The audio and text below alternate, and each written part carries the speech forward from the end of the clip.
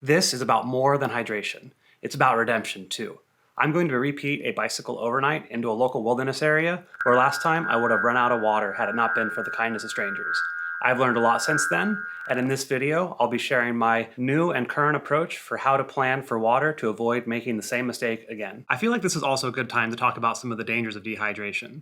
Most people are familiar with the rule of threes. That is 3 minutes without air, 3 days without water, and 3 weeks without food. As you know, that is until you die though, and it's also based on ideal circumstances. Lots of bad things can happen leading up to death, and when out bike touring or bike packing, it's very unlikely that you'll be in ideal circumstances. Some of those bad things that can happen leading up to death include heat stroke and heat exhaustion, which can result in confusion and impaired decision-making ability, kidney failure, and even a loss of conscience. None of which you want to have happen to you out in the middle of nowhere, far away from help. I don't think we need to dwell on all the bad things. Let's go ahead and dive into how we can avoid dehydration in the first place. One of the most important aspects of staying hydrated is knowing your route. Obviously, your water needs are going to be a lot different in the Sonoran Desert during summer than they will be in the Pacific Northwest during spring. For my trip this weekend, I will be in San Diego County in winter. Temperatures will be mild and humidity will be low. I'll be camping in the Cleveland National Forest, where there won't be any reliable sources of natural water, and there also won't be any water at the campsite. My total route will be about 60 miles with 7,000 feet of climbing. However, the important part to know is how long from the last time I can get water on the way in until the first time I can get water on the way out will I be. How much water you need to carry is very personal and based on circumstances. However, most sources recommend about 1 liter per 2 hours of moderate physical activity. This amount should be adjusted up or down based on extreme temperatures, humidity, elevation, and based on exertion level. I've made a spreadsheet to help me figure out how much I'll need for this trip. I've already entered all the phases of my trip here, including the mileage we just looked up. For the way in, I know that my route's gonna be mostly uphill and on dirt paths and trails, and it's gonna take me a while. I think about 6 hours should be enough, so I'm estimating 3 liters of water for just that part. While we're talking about the cycling, I think let's just skip to the way out. So we looked up that to be 11 miles and 1,100 feet of climbing.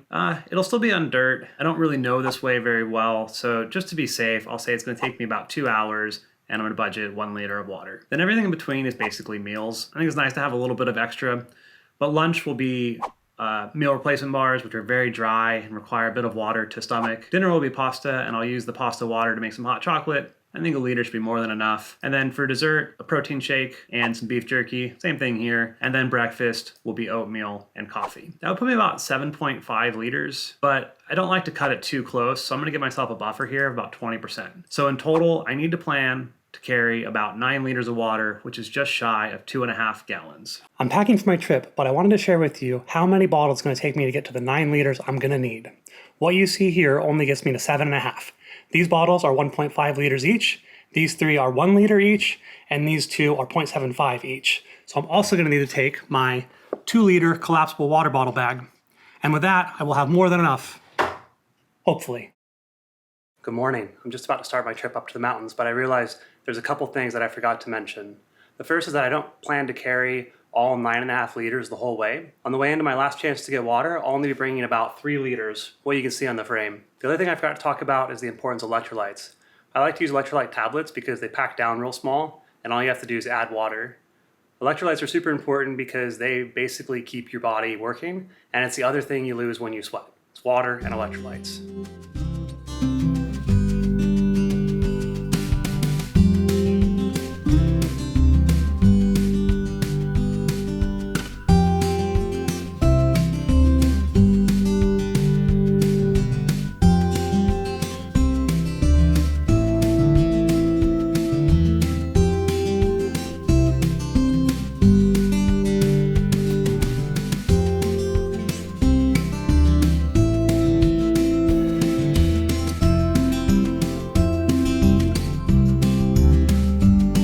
About to leave the last water stop. In order to make the water I have go further, I'm pounding a Gatorade first.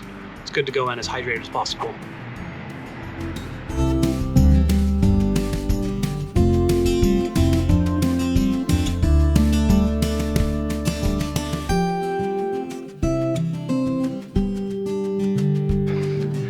I forgot how brutal this climb is.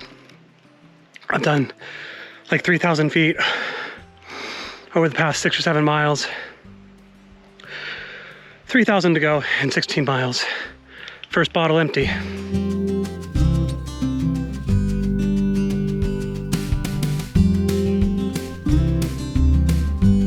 I finally made it to the trailhead. It's lunchtime. I've got about 5 hours sunlight left and a pretty challenging bit to go.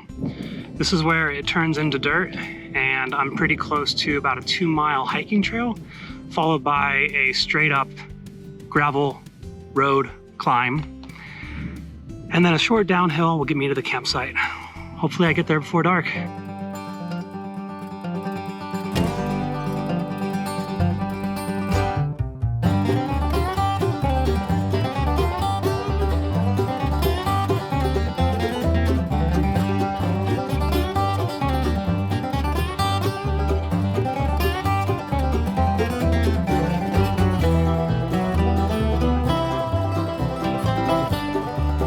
I'm so glad that trail's over. I haven't pushed my bike for hours. 4 bottles down, about 6 liters left. 6 miles and 2,000 feet to camp, and about 2.5 hours of sunlight.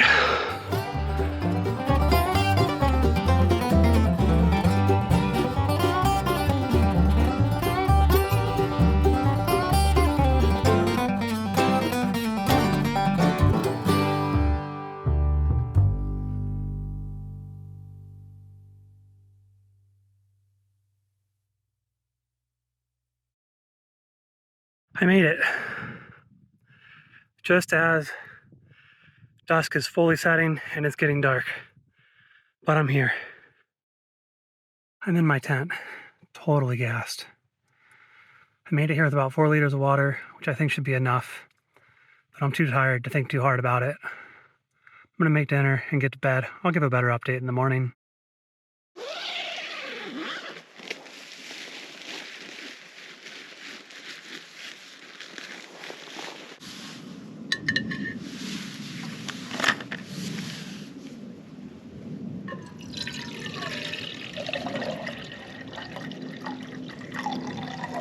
Good morning. I've got my water boiling. After breakfast, I should have about 2.5 liters left to get me through to the next water stop. It's about 11 miles, but another 3 or 4 of those are on a tough hiking trail. Really hope it's not quite as intense as yesterday, but we will see.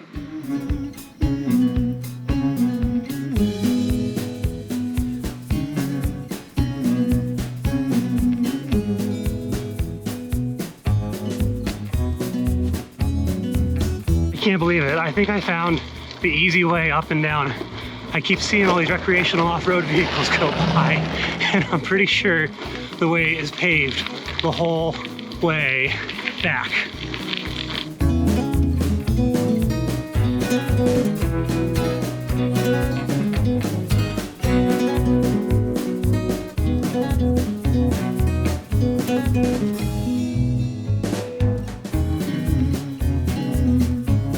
I made it to my next water resupply spot, and I still have about 1.5 liters of water to go. Feeling good. It's all paved roads from here. Looking forward to being home for a hot shower. Something I realized I forgot to mention is that you also have to monitor the symptoms of dehydration. So if you're not sweating, or you're not peeing, or your pee is really dark in color, you're not drinking enough water. So getting somewhere with leftover water is not necessarily a sign of success. It could just mean you should have drank the water, but you didn't. Stay hydrated, my friends.